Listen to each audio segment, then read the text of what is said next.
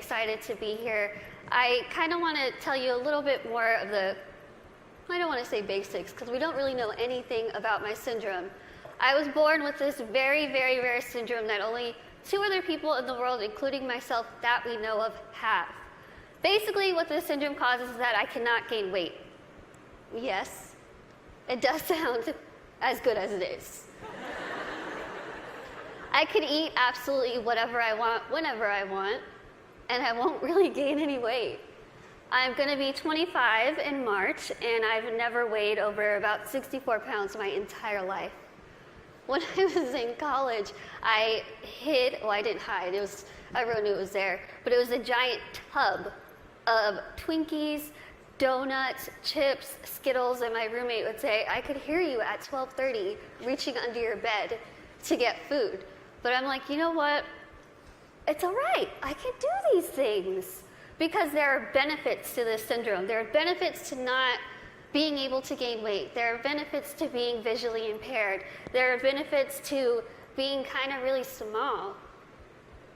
A lot of people think, Lizzie, how in the world are you saying there's benefits when you can only see out of one eye? Let me tell you what the benefits are, because they're great. I wear contacts, half off contacts. When I wear my reading glasses, half off prescription. If somebody is annoying me, being rude, stand on my right side. It's like you're not even there. I don't even know you're standing there. Right now, if I stand like this, I have no clue that there's this whole side of the room. Also, being small, I am very willing to volunteer myself to go to Weight Watchers, go to some gym and say, hi, I'm Lizzie. I will be your poster child. Put my face on whatever you need and I will say, hi, I use this program. Look how well it worked. Even though there are really amazing things that have come from this syndrome, there are also things that have been very, very difficult, as you can imagine. Growing up, I was raised 150% normally. When I was my parents' first child, and when I was born, the doctors told my mom, your daughter has no amniotic fluid around her at all. So when I was born, it was a miracle that I came out screaming. The doctors told my parents, we just want to warn you, expect your daughter to never be able to talk, walk, crawl, think, or do anything by herself. Now, as first-time parents, you could think that my parents would say, oh no, why? Why are we getting our first child to have all these unknown problems? That's not what they did. The first thing they told the doctor was, we want to see her, and we are going to take her home and love her and raise her to the best of our abilities. And that's what they did. I credit pretty much everything that I've done in my life to my parents. My dad is here with me today, and my mom is at home watching. Hi, Mom. She's recovering from a surgery, and she has been the glue that's held our family together and giving me the strength to see that she's going through so much, but she has this fighting spirit that she's instilled in me, that I have so proudly been able to stand in front of people and say, you know what, I've had a really difficult life, but that's okay. That's okay. Things have been scary, things have been tough. One of the biggest things that I had to deal with growing up was something that I'm pretty sure every single one of us in this room has dealt with before. Can you guess what that is? Starts with a B. Can you guys guess it? Boys. Boys? Bullying. I know what y'all are thinking. I should have come, why couldn't I sit here with them? I had to deal with bullying a lot, but as I said, I was raised very normally. So when I started kindergarten, I had absolutely no idea that I looked different. No clue. I couldn't see that I looked different from other kids. I think of it kind of as a big slap of reality for a 5-year-old because I went into school first day decked out in Pocahontas gear. I was ready. I went in with my backpack that looked like a turtle shell because it was bigger than me, and I walked up to a little girl, I smiled at her. She looked up at me like I was a monster, like I was the scariest thing she'd ever seen in her life. My first reaction was, she is really rude. I am a fun kid and she's the one missing out, so I'll just go over here and play with blocks or boys. I thought the day was going to get better, and unfortunately it didn't. The day kind of got worse and worse, and a lot of people just wanted to have absolutely nothing to do with me, and I couldn't understand why. Why? What did I do? I didn't do anything to them. In my mind, I was still a really cool kid. So I had to go home and ask my parents, what's wrong with me? What did I do? Why don't they like me?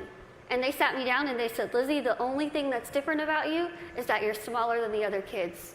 You have this syndrome, but it's not going to define who you are. They said, go to school, pick your head up, smile, continue to be yourself, and people will see that you're just like them. And so that's what I did. I want you to think and ask yourself this in your head right now. What defines you? Who are you? Is it where you come from? Is it your background? Is it your friends? What is it? What defines who you are as a person? It's taken me a very long time to figure out what defines me. For so long, I thought what defined me was my outer appearance. I thought that my little tiny legs and my little arms and my little face was ugly. I thought it was disgusting. I hated when I would wake up in the morning and I was going to middle school and looking in the mirror, getting ready and thinking, can I just scrub this syndrome off? It would make my life so much easier if I could just scrub it off. I could look like the other kids. I wouldn't have to buy clothes that had Dora the Explorer on it. I wouldn't have to buy stuff that was bedazzled when I was trying to be like the cool kids. I would wish and pray and hope and do whatever I could to pray that I would wake up in the morning and I would be different and I wouldn't have to deal with these struggles. It's what I wanted every single day, and every single day I was disappointed. I have an amazing, amazing support system around me who never pity me, who are there to pick me up if I'm sad, who are there to laugh with me during the good times, and they taught me that even though I have this syndrome, even though things are hard, I can't let that define me. My life was put into my hands, just like your lives are put into yours. You are the person in the front seat of your car. You are the one who decides whether your car goes down a bad path or a good path. You are the one that decides what defines you. Now, let me tell you, it could be really hard to figure out what defines you. Because there are times where I would just get so annoyed and frustrated, and I don't care what defines me. When I was in high school, I found a video, unfortunately, that somebody posted of me, labeling me the world's ugliest woman. There were over 4 million views to this video, 8 seconds long, no sound, thousands of comments. People saying, Lizzie, please just do a world a favor, put a gun to your head and kill yourself. Think about that. If people told you that, strangers told you this. I cried my eyes out, of course, and I was ready to kind of fight back, and something kind of clicked in my head, and I thought, I'm just going to leave it alone. I kind of started realizing that my life is in my hands. I could either choose to make this really good, or I can choose to make this really bad. I could either be grateful and open my eyes and realize the things that I do have and make those the things that define me. I can't see out of one eye, but I can see out of the other. I might get sick a lot, but I have really nice hair. Thanks. You guys are like the best little section right here. I lose my train of thought. Okay, where was I? Hair. Okay, thank you. Okay, so I could either choose to be happy or I could choose to kind of be upset with what I have and still kind of complain about it. But then I started realizing, am I going to let the people who called me a monster define me? Am I going to let the people who said kill it with fire define me? No. I'm going to let my goals and my success and my accomplishments be the things that define me, not my outer appearance, not the fact that I'm visually impaired, not the fact that I have this syndrome that nobody knows what it is. So I told myself I'm going to work my butt off and do whatever I could to make myself better, because in my mind, the best way that I could get back at all those people who made fun of me, who teased me, who called me ugly, who called me a monster, was to make myself better and to show them, you know what? Tell me those negative things, I'm going to turn them around, and I'm going to use them as a ladder to climb up to my goals. That's what I did. I told myself I wanted to be a motivational speaker, I want to write a book, graduate college, have my own family, my own career. 8 years later, I'm standing in front of you, still doing motivational speaking. First thing, I accomplished it. I wanted to write a book. In a couple weeks, I will be submitting the manuscript for my third book.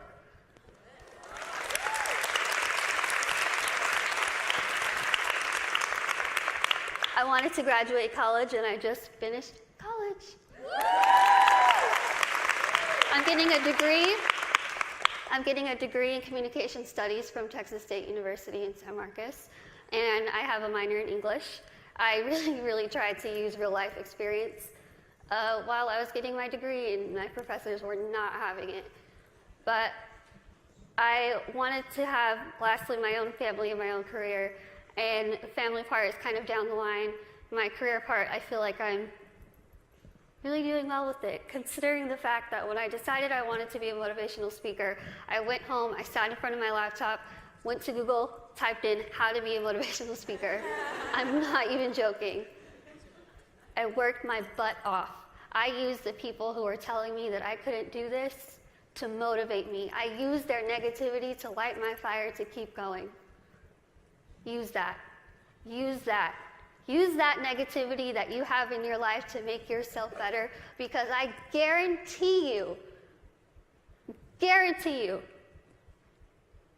you will win. Now, I want to end with asking you again. I want you to leave here and ask yourself what defines you. But remember, brave starts here. Thank you.